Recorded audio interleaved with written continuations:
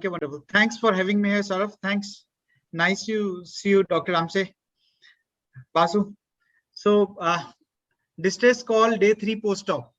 As we all of us know that endophthalmitis is a devastating complication of any intraocular surgery. And despite good surgery, we are faced with situations where quick decision can make a huge difference in visual outcome as well as saving the eye.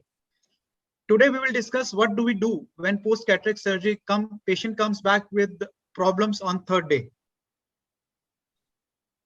What can it be? Patient can have marked anterior chamber reaction, corneal edema. They may have an infiltrate. They may have exudates, circumcorneal congestion, chemosis, hypopyon, and total hypopyon. We may see a wound infiltrate along with the wound exudate, wound infiltrate going to the cornea, and hypopyon as well. Exudates over the IOL. So these are the things which are common. And in case there is a blebitis along with hypopyon. So whenever I see a patient like this, all of us always have different questions in our mind, whether this is endophthalmitis, whether this is sterile inflammation or toxic anterior shock syndrome, or whether it is lens-induced uveitis to some cortical remnants which are left post-surgery. So what is our clinical approach to these situations? Patient comes with decrease of blood vision. I'm talking about these symptoms and signs because to an extent, these symptoms and signs make us differentiate between all these different entities and decide the future course. Patient may have decreased vision, blurred vision, pain, redness, swelling of eyelids, discharge. Patient may say that there is a white area on the black part of the eye. They may be seeing black spots in front of their eyes. They may be having fever as well. And what we see as an ophthalmologist is the initial visual acuity, ocular motility. Eyelids may be swollen. Conjunctiva may show hyperemia, chemosis. There may be edematous cornea, opacification of the cornea, Descemet folds, keratin precipitates, infiltrates, and anterior chamber may be full of cells, flare, fibrinous exudates, and hypopyon. There may be membrane over the IOL. There may be vitritis, exudates, and fundus. Depending on the amount of inflammation, there may be absence of red reflex, and we might be able to see certain white lesions on the retina or choroid. Pressures may or may not be high. Here I would like to comment that according to EVA study, 95% of the patients who had endophthalmitis came with blurred vision.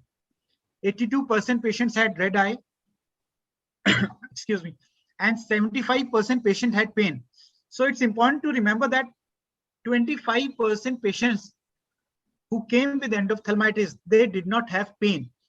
This is very important point because a lot of patients, if they don't have pain, we tend to think about non-infectious endophthalmitis or inflammation. 15% of the patients in EVA study, they never had hypopyon. And only 26% of the patients had light perception vision. So without wasting time, I think I should go to next slides. Again, this brings me back to my initial slide. So on the third day, if all these symptoms are present, what should be the next step? Non-infectious inflammations or TARS, it typically occurs within 12 to 48 hours after the surgery, in contrast to infectious endophthalmitis, which is usually seen between 2 to 7 days. The predominant finding in these non-infectious uveitis and TARS is diffuse corneal haze. There may be anterior chamber reaction, which may be severe to moderate. There may be a spillover from anterior chamber into the vitreous, causing mild vitritis. Whatever the situation is, the important thing which we have to learn, which we have to do is, we should always have low threshold for vitreous tap and injection of antiseptics wherever we think that we might be dealing with endophthalmitis. And what we do whenever we have a condition like this is straight away go for anterior chamber tap, vitreous tap, and send the sample for microbiology, and along with that we give intravitreal antibiotics plus minus steroids. Nowadays, we can send sample for PCR for quick diagnosis, and we are able to differentiate between a lot of organisms if we do a PCR test.